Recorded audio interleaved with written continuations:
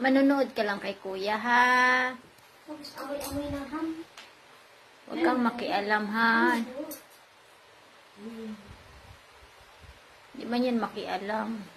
Kahit nakita pa niya yung book. Di ba, baby? Mabait ang baby ni mama. Nagutom pa ikaw? Naliligo. Naliligo? Masakit ang ulo ni mama kaya hindi siya nakaligo. Binigyan mo siya ng ham, te? Bigyan mo naman ng ham, kahit kunti lang. Ubus na? Sinilaan ko lang ng kami. Ayaw nga, hindi man niya nang binigyan siya. Hindi man lang siya binigyan ng ham. Pinaamoy-amoy lang. Naubos naman kanya yung chicken niya. Naubos niya. Naubos mo yung chicken mo, bebe? Naubos yung chicken?